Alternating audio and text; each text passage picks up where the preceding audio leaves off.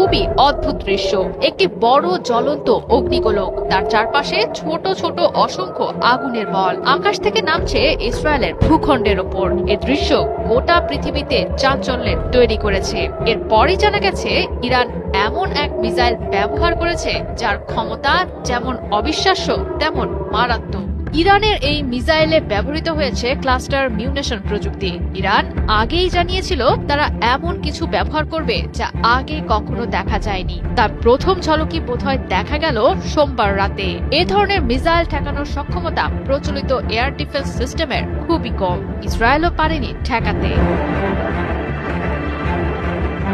মূলত ক্লাস্টার মিউনেশন হলো এমন এক ধরনের ক্ষেপণাস্ত্র যেটি বড় একটি ওয়ারহেড মাঝ আকাশে খুলে অসংখ্য ছোট ছোট বোমা বা সাব মিউনিশন ছড়িয়ে দেয়। এটি একবারে বিস্ফোরিত না হয়ে বিস্তারিত এলাকা জুড়ে অনেক ছোট ছোট বিস্ফোরণ ঘটায়।